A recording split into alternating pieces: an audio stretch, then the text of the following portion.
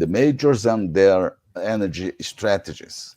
Good afternoon, everyone. This is Professor Cleveland Jones. Let me put him his card. Welcome, Professor Cleveland. Yes, nice to be with you again, Cavania. Thank you. Let's go to the first point. It's a very interesting point. Uh, is related to, let me amplify this to read better. Yes, Yeah. very good. Yeah. So see, Professor Cleveland, Shell, Repsol, and Total Energies, they put more than 20% or around 20% of the budget in 2021, 2022 exactly for renewables, investments in renewables. And ExxonMobil, ConocoPhillips, zero. Why? Yes. If you were to conduct a poll and ask a lot of professionals, what are these numbers like? They would never guess this. People don't understand the realities. This is what they're actually uh, producing and what their results are so far.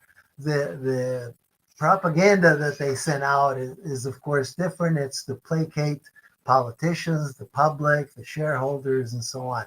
But it's a little bit distressing that we still have this disconnect between information being discussed and realities of operating environment. Are they still doing zero investments in No, this? no. The investments are not zero. The results are zero because it takes a long time before the investments actually produce anything. But even so, there is a disconnect because the investments are nowhere close to being enough to produce a significant portion of new energy. Remember, the same dollar invested in fossil fuels results in a significant amount of energy, barrels. But the same dollar invested in some other energies produces a lot less energy. Yeah. So this is an equation that the investments, they might eventually show that they're plowing some money into renewables and so on, but the results, their operating results as to how much energy they're producing from fossils and how much energy they're producing from renewables, that will be very much lagging. Perfect. So one side we have speech and the other side realities. Yeah. Thank you, Professor. This is another chart that's very curious to China solar power. That's the results, gigawatts. And China in the first 2 months of 2024, look at the Yeah. amount of energy they are producing compared Yeah. to other years. Yeah, very steep growth. And this is related to something we spoke a while back in some other program, that in China, there is currently enough production capacity for solar panels to actually achieve net zero if we do this, if they produce those panels until 2030 or until 2050. The only problem is that they are not at full capacity because they have produced factories, a tremendous amount of factories with tremendous capacity to produce solar panels, and now they're not able to sell enough. Of course, they're providing incentives to produce solar energy in China to use up this capacity, and of course the costs are very low. They're squeezing their margins to sell to developing countries, to Europe, to the US, and so on. But it's just not fast enough, and they have a tremendous spare capacity, which is a problem for them. But in order to try to use up the spare capacity, they are turning on the faucet as much as possible to use up some of this capacity domestically. This is one of the reasons their installations are going up so much. I doubt that the other countries are doing the same amount of investments and receiving the same results. I suppose no. China No, no, of course is not. the leader. And if they were to desire to import more solar panels, they could, because China has excess capacity.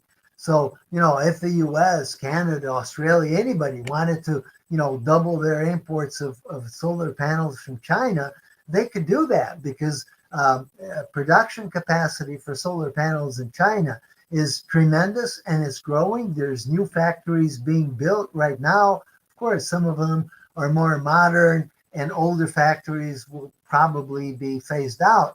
But currently, the overcapacity is gigantic. So rather than just being idle, of course, they're trying to put that capacity to use in China itself. And this growth will probably continue for 2024 to new records. Yeah, it's impressive how Yeah. how can they achieve these numbers. Uh, Far outstripping any country. When people say, "Oh, Chinese can construct bridges and so on," well, they can construct factories to produce solar panels. They can install In a solar, few days. and of course, if they do this on the scale that they have the capacity to do, this is the result: a very steep curve. And even if they reduce their margins to almost zero, because they basically just want to produce the panels with the capacity they have, countries outside of China are still not as enthusiastic as they are. Of course, there's lots of projects, even in Brazil and certainly in the US and everywhere, but the capacity in China is 3 times the international demand, plus the Chinese demand. And they are selling a lot of equipment and exporting to different countries. So they are making money a lot with this solution. Making money is a relative term. Unfortunately for them, they're making less money than they could, because they've had to cut their margins very low because of this excess capacity. To Now, be competitive. yeah, now, of course, costs will go down, and maybe their margins can improve. A lot of Yeah, these factories are more efficient and so on, but they could be making even more money if the international demand was there. perfect. Great. This is my last chart, Oh, and let yes. me amplify again. It's important to see this chart because you can see in green, the green line is the environmental and climate change. So the concerns of Yeah. European Union people, it's a survey, and we can see that is decreasing. Yeah. Is not so It's not. important for them at this time. No, everything is relative, and what they have been going through in Europe justifies this changing mix of what the most important concerns are. And of course, terrorism, immigration, it's up. The rising Rising price. prices have Yeah. come down a little bit, so the concern is not as much, but of course, it's still high. What's So these growing? Growing is very blue. reasonable. Yeah. Yeah, this Immigration. is immigration is a political concern, and of course the this yellow, the energy supply is not as concerned as much anymore, because from the beginning of the war, when Russia gas was not reaching Europe, that was a big thing. Now it's not so much anymore. So this is all very reasonable. The only problem is that the concern for climate change, environmental concerns that could provide more stimulus for more net zero investment and so on has been declining. So there is not this overwhelming demand to speed up the energy transition as there Yeah. was even a little while back. Yeah. Perfect. Professor, before we go to the specific charts about each company, and could you bring to us an overview of this topic of today? Yeah, well, when we talk about the energy transition, the scenario that the companies have been facing has been, from way back, oil companies were oil companies. They were not even gas companies. And of course, they would flare or even not flare the gas, but they were oil companies. Then they realized that gas has a value, then became oil and gas companies. And that was good. And they operated as such. With a lot of crises, oil crisis, world crisis, economic crisis, and so on, but they were oil companies. Then they decided that they had to be diversified because everybody was talking about a lot of new energy. So many companies began, at least for their shareholders or for public consumption, saying that, oh, yes, we will diversify, we will invest in other energies. And then the concern became more focused on green investments because the energy transition became important, the climate concerns and so on. So not just diversification, but the oil companies were pressured to become green energy companies. And most of them have green in their logos. They certainly have green in their disclosures and their PR work. And they indeed began to invest in, at least in minor ways, in alternative energy. So But this change happened. but some of them are giving up investments, huge investments in renewables. They are reducing this portion. Yes, No? because what they were doing is promising to do that. They hadn't More actually speech. done it. So now they just have to say, we were going to do it, and now we're not going to do it. We're going to do it a little differently. And this Yeah. is indeed what happened. From becoming, diversified energy, oh, yes, we'll diversify. And then not only will we diversify, we'll invest in green energy and carbon Yeah. capture, everything for climate change. And now they say, wait a minute, if we do all of that, we won't have enough money to invest in fossil fuels that are going to be necessary. It's not And the just demand and the demand of fossil fuels are growing and from the 100 demand is billion there and barrels a it's day to growing. 116. Yeah. So even the IEA has become aware of that. They were gung ho about saying, hey, stop oil and gas. Now they say we have to meet demand. And the oil companies knew this. They knew that if they did the investment scenario for a net zero and didn't have enough money for fossil fuels, and there was a fossil fuel crisis, they would be blamed because the public and the authorities don't care if they gave the wrong message. They care Energy that security is fundamental. energy security is the responsibility of the oil companies. How can you not produce oil? That's what you are. Hey, but you told us to be a green company. No, no, no, no, no. You have to produce oil. So they are very much concerned about the situation. They're, in a very tight spot because they're feeling pressures from all sides. And it's not that we have to feel sorry for them, but from a corporate standpoint, their strategies have to be directed to reduce the problems they're going to face later on. That's their mandate. Perfect. So let's go to analyze each company. You bring Yeah, some. let's talk a little bit about some of these companies. I researched a lot of companies. I put some of the majors, not all, and I put some other companies. This is, if you look at their current sites and their energy transition reports, they'll have them. You will see a lot of this. Their logos are one thing, and if you look at the right, for Chevron, for example, now their logo is the human energy company. It's not the diversified energy company. It's not the green energy company. It's not the net zero company. What It's does the it human mean? energy. Yeah, but I don't explain to know. me. Yeah, No, human no one energy knows. It's company. just a catchy name. And this is the whole thing. The transition in the corporate strategies has had to deal not so much with the reality, but with the political and environmental pressures that they're feeling. So a lot of this is, trying to make people see that they're being good corporate citizens. They're doing what people expect them to do, promoting things like carbon capture and storage, which is still an expensive proposition. Some renewable fuels, which to some extent might make sense, but it's a question of how much. And they're all Yeah, very careful to be, yeah, affordable there. yeah. There's the But first word. maybe they wanted to mean that human energy could be to poverty to cover the less fortunate people.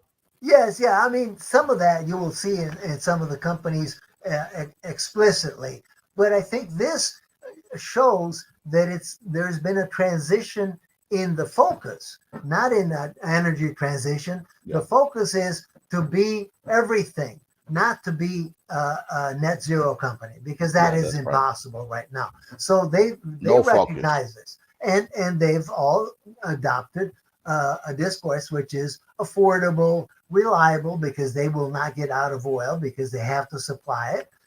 Ever cleaner, sure. If you increase 1 kilowatt of green energy, you're increasing it, even if it's 1 millionth of the barrels produced. So That's a it's good one. cleaner, not clean. All of these details, if you read, the Carefully. words, it's not what one would expect, Yeah, but that's it's right. reality. Exxon, the same thing. Exxon, very importantly, I circled in red. Exxon talks about reframing the climate challenge. It's not meeting the climate challenge. It's not converting. It's not abandoning oil. It's reframing the conversation, which is indeed a very realistic approach. They have to be careful, though, because realism and what the politicians and the public want, especially the energy transition advocates, is not really only maintaining affordability and reliability. They want an energy transition, but it's up to the oil companies to try to convince the public that Yeah. it's important to have affordability, reliability, and so on. Okay, but what does it mean, reframe something? Reframe is when you say, oh, instead of looking at it like this, let's look at it like that. And this is their job. It's a very diplomatic way Yeah, of saying, forget energy transition. We have to look at everything. And this is why they say it's not the or, it's the and. yeah, They have to be reliably producing fossil fuels, yeah. and they will pay some attention to renewables. But it's not energy transition. Now it's a very complete thing, and so the transition naturally loses some weight in the Yeah, discussion. but the first two companies are pure American companies, are very focused on oil. Yeah, okay, so The look third at one, European Shell, is companies. different. Yeah. Yeah, but not so different. They, unfortunately, this is the reality. They have invested money in alternatives, but their image is still there. It's promoting gas, which is still cleaner, but it's gas. It's advantaged upstream. Advantage means what? You're investing maybe in oil that has a smaller carbon footprint. That's possible if you're more efficient. But it's diplomatically showing people that they have to Generic, be in. Yeah, not they have to diplomatic, be. generic words. Yeah, Yeah, especially. they're being very careful, and they have to be. And then when they put specific goals, they're very timid. Scope 1 and 2, which are the easiest because they control. Yes, we will reduce it somewhat, but no guarantees that it'll go down to zero. And scope 3, very timid. So yes, European companies are even more pressured and so on, but they have to be No doubt. realistic. They can't do it all. They Yeah. just can't. You have other companies here. Um, Next slide. yeah, yeah. Um, for example, BP was one of the first companies that went into this energy transition in the image, and they were very strong in the discussion about new energies, alternative energies, and so on. But now you see in the red circle, they are focused on meeting the dual challenge. Some companies will call it a trilemma, because they've got to juggle very important demands of society on the companies, as well as shareholder returns and so on, which cannot be met by a lot of the new energies because they're just not as profitable. But BP is European, but sometimes acts like an American company. No. I think exactly like the other ones, and not or. I mean, did they copy each other? It's the same message. It has to be. Yeah. I mean, it's surprising to see it, but it's not surprising that that it is happening because it cannot be any other way. You know, we're investing in today's energy system, which is mainly oil and gas. They recognize it, and they say it's not or, it's and. They're Yeah. being explicitly saying we have to keep oil and gas in there because that's our mandate. And they're trying to convince the public of that. They're trying to convince their shareholders to be a little bit more patient because as they add green energy, of course, their returns will be smaller and people are not happy about it. But if they say, oh, it's only 20%, okay, they'll swallow it. But Yeah. this is a big difference from the past. And then Total Energies.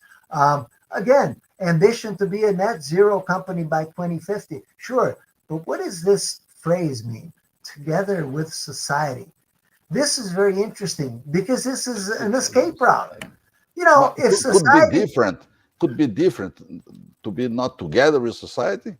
Is they it could do it possible? on their own if they wanted to, or if they were really committed, but they're not. They're saying, well, if society doesn't really look like it's going to an energy transition, we won't either.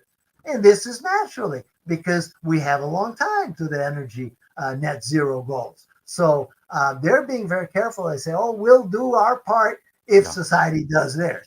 This Yeah. is Exactly. hedging their bets. It's natural. It's not an unethical. It's realistic. They are oil companies. They have to meet production, the demand for their production. They have to meet shareholder demands, and they will invest in green energies to some extent. But this is very diplomatic. I like the word because when people see that, they like it. Oh, society. But when they say together with society, they're meaning, oh, we're not going to carry all the weight ourselves. You know, if society is changing and if Europe is, changing their energy matrix, then we'll follow along. But comparing Total with other companies that previously you mentioned, Yeah. this is the most advanced in terms of net zero target. No. I would think that they are because they have specific targets there. Of course, they Yeah. hedge it with those words, but their targets are harder. But again, all of them only have targets. No one is really into the green energies. So the fact that some of them are more advanced than others, or we're still at the very beginning of the transition for all those companies, you know? But in other program that we made before, you said that you believe that we can reach 2050 the net zero. So with this material that you are bringing today, it's impossible. Nothing is impossible, Kavaya. It may be difficult, and like I said, call me in 2050 and tell me I was wrong. But I think we have, a lot of years between now and 2050, and technology can make big strides. Disruptions, yes. Yeah. What we're seeing is a very slow start, and don't expect this to zoom up like the solar installations in China. That's not going to happen for the next 5 or 10 years. What it means Yeah, is you're in the right. last 15 years before 2050, we're going to have to play catch up as a society, as a world, oil companies in general. But it's doable. But right now, we're not on target and we're not going to be on target because these goals are very timid and society has imposed on the oil companies a different set of goals. Now, energy has to be affordable and it has to be there, reliable. This was not, a mandate before. Now it is. Now to juggle three things, that's the energy trilemma that the companies have to meet: affordability, Yeah. availability, and they have to also transition. That's going to be very hard for them. And in fact, there's a fourth mandate because shareholders demand returns. If we But go to another European company, this Equinor, I would say, is the leader because they have been a leader in wind energy and so on. And they have been the most successful in leveraging the oil company's natural ability to handle large offshore projects and so on, which offshore wind is all about. So there is a possibility of an alignment of green energies that would fit in the portfolio of oil companies. So But that's the but but very the, but the company is still exploring oil and gas, of Oh course. yes, and they're not going to stop. In fact, the North Sea is increasing oil production. There is a mandate from the companies to do that. They expect to draw down their reservoir potential down. Their recovery factors are going to be among the highest in the world. They're aiming for 60% recovery of all of their oil in place. That is a tremendous amount that, unheard of even in the Gulf of Yeah. Mexico. In Brazil, I think we have one field that achieved that. Very, very unusual. So they are gung ho about conventional oil. Maybe they're being very reasonable about it, being clean, being using more electricity in their rigs and in their FPSOs and all that. But it's still But producing oil. but maybe there is a reason for Equinor to be so strong in terms of renewables, because the country is located in a place that this kind of energy is abundant. Favorable, very Exactly. favorable. Yeah, and this is again the mandate is to do what is most efficiently done by that company. Low cost, highest efficiency, most productivity in the North Sea. Yes, offshore wind is it, and they have the ability to do that, and they should.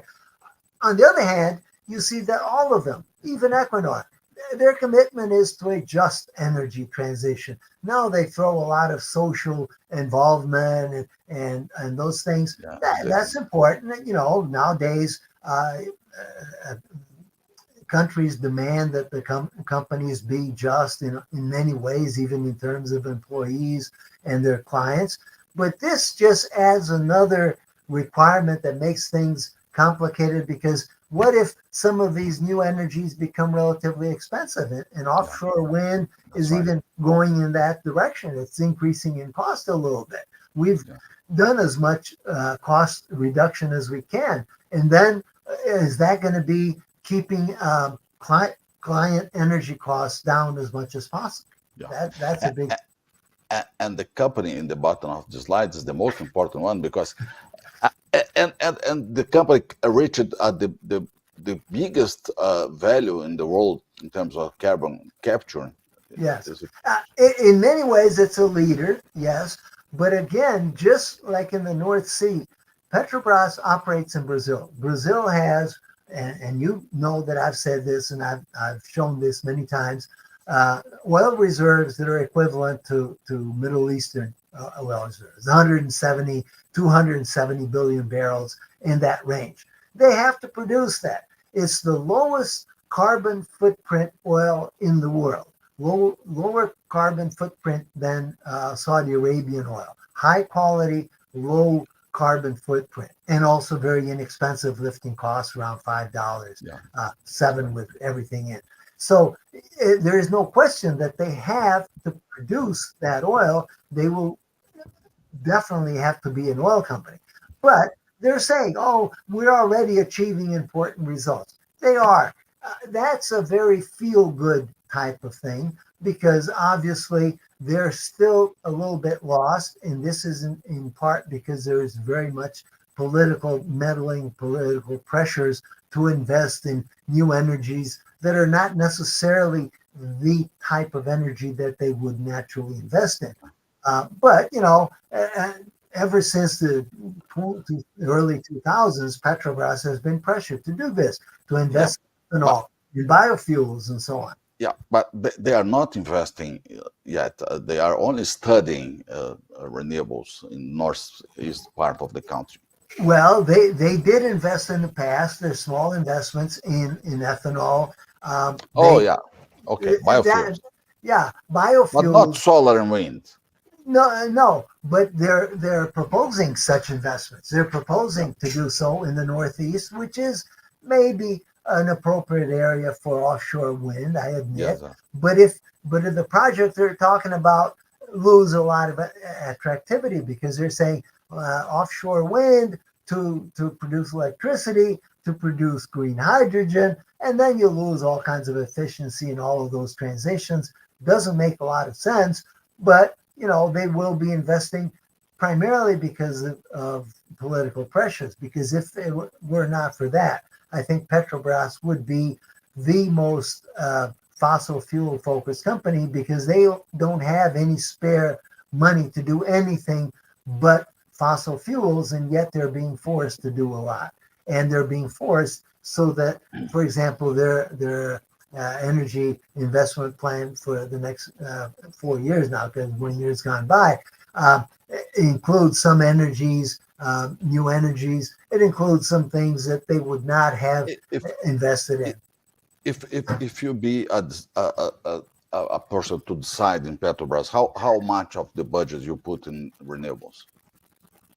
Unfortunately, I would put zero. It's a very difficult answer to give to the government, to the public, but Yeah, that's to right. the shareholders, it makes sense. And for the company, it makes sense because there are no comparable returns in any alternatives other than the deep water, even pre-salt fields that Petrobras is best at exploring, developing, and producing. So that is their core business. That is their competence area. That is what they invest in.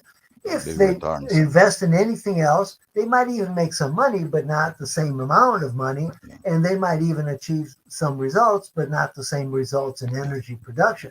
What this points to is that all of these companies, they can continue to invest in green energies, biofuels, or whatever, and they can produce biofuels and green energy, but they are not the ones that should be expected to carry this weight. This is a new industry.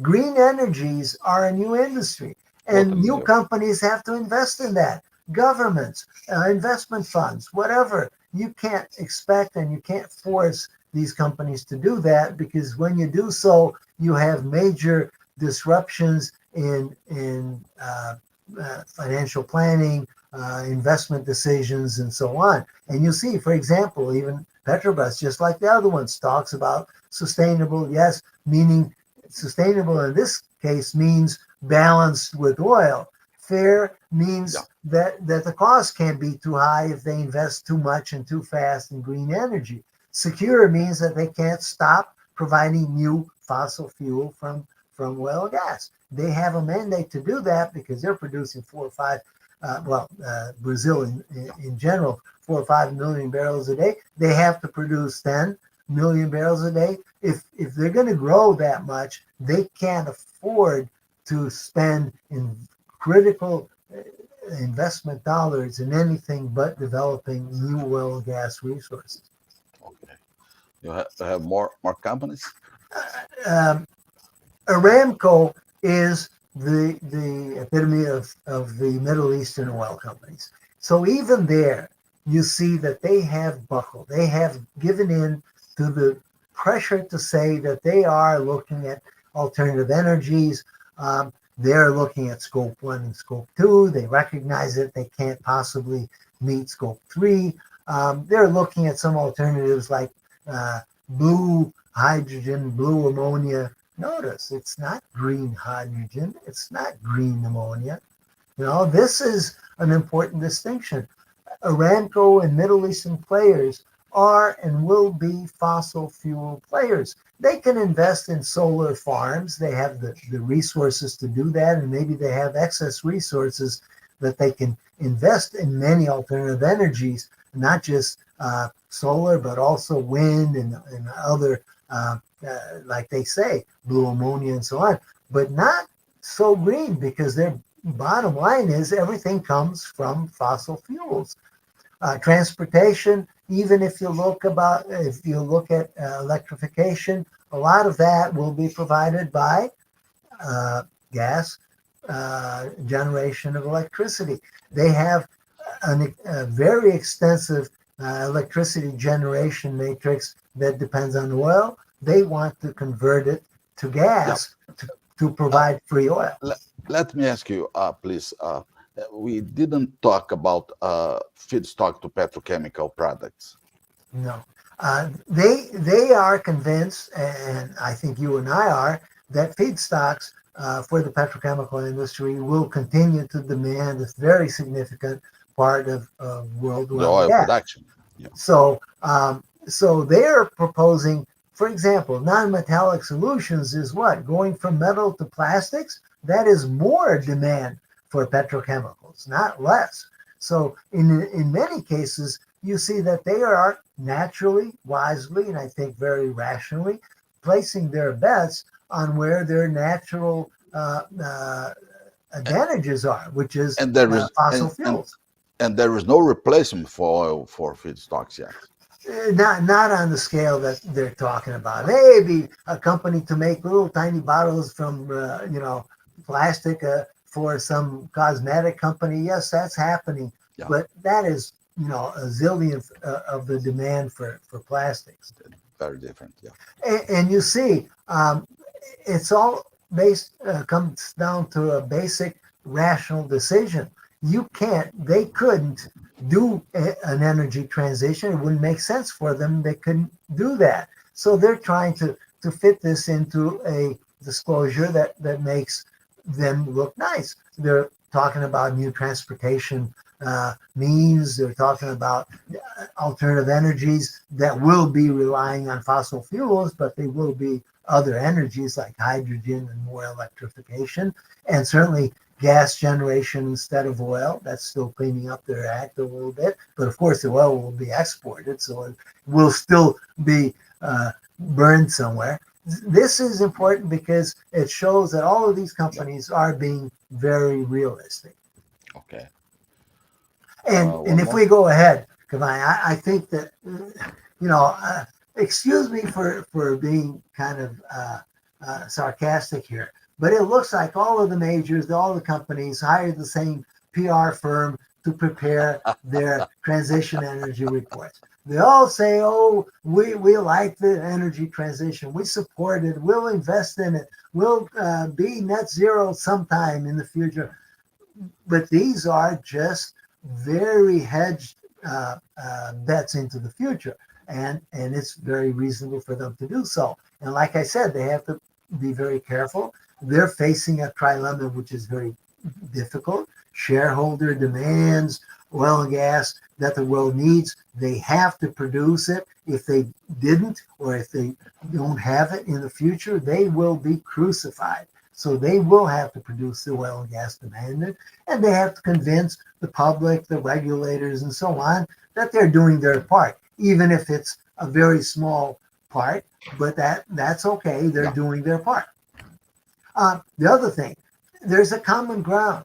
There's a renewed focus on meeting the oil and gas demand because they recognize that if they don't, they will be the ones to be crucified.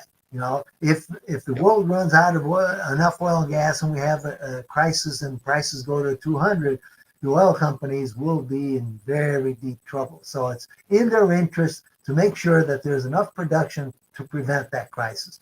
And they have to have balanced goals and show people that they need that. They're doing as much as they can. Oh, we have to ensure availability and affordability and all of this. Of course, it's in their interest. It's not because they're being nice to consumers.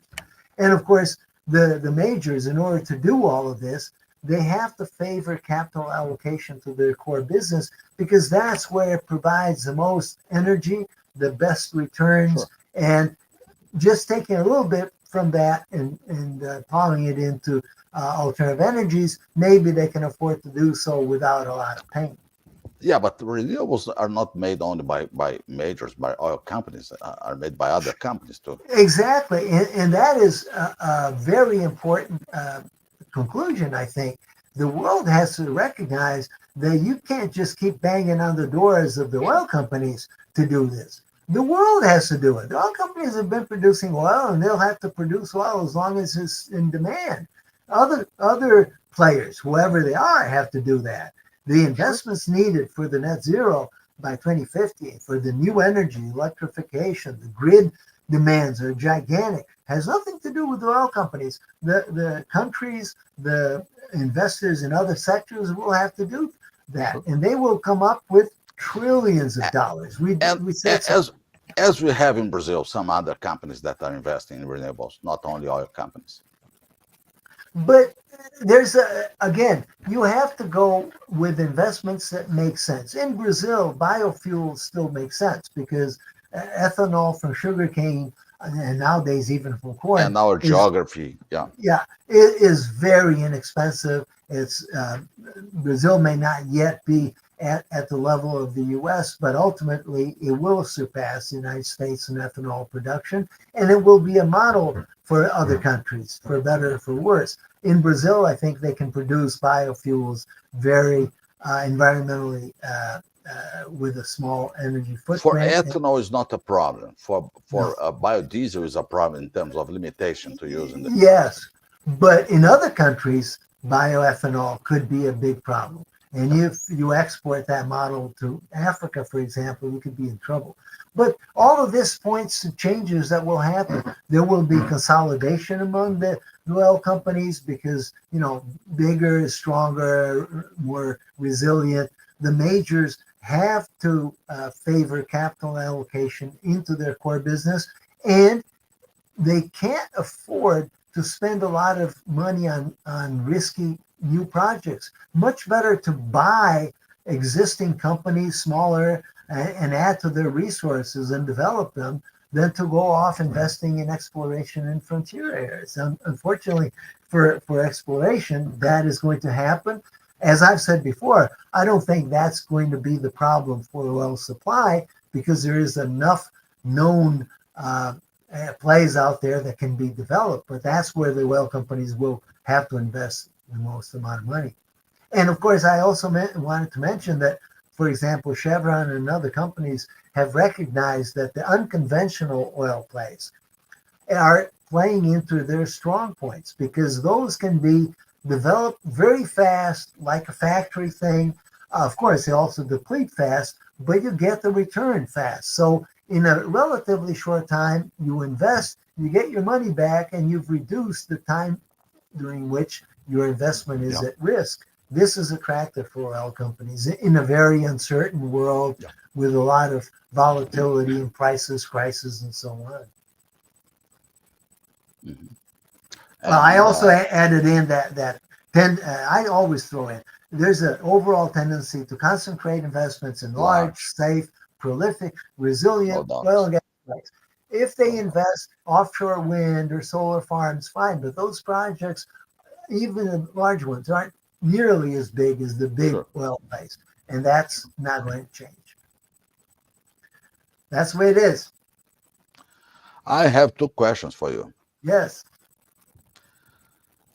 Oil companies are lying. No, I don't think they're lying. They did lie in the past, and I think many people are producing articles nowadays that tend to show that they misrepresented things. And even in the recent past, yes, when they were in front of the U.S. Congress and so So on, they are telling the truth. They are they they only are are being now. politically political. Yeah, yeah. I think there's a difference is now from 1 or 2 years ago from now they're telling the truth. They were obviously lying in the past, Perfect. but I think they recognize that they can't afford to do the same thing as tobacco companies, and they are doing Excellent. as much as they can to show that even if they Yeah. stay with oil and gas, they're doing the right thing. Excellent answer. Excellent answer. And other and last question for you, please. Is there a real society pressure, or is only media and interested governments that are doing this pressure?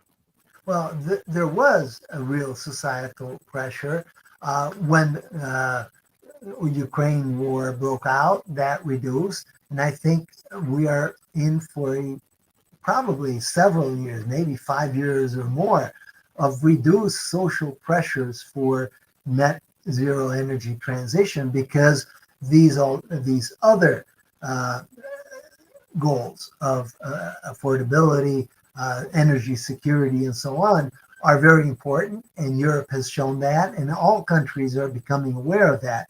So society slowly, even if there's still a very strong lobby for energy transition, society as a whole knows that they can't just focus on one objective. They are going to reduce the strength of that objective in order to provide security and affordability. They have to.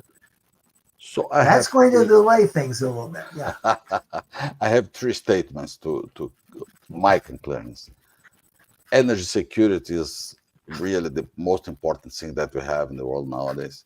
It is. Return of investments for big oil, no doubts, and they are increasing the political speeches. Yes, they are. The few companies that are subject to political pressure, some national oil companies, the investor shareholder pressure is not for returns, but is for performance and different things. But that kind of pressure is there for sure. That's what we have to face in the next few years. Yes. Thank you so much for this nice conversation this Tuesday, Professor Cleveland Jones. It was fun. Thanks a lot, Caballo. Take care. Thank you. Have a good day.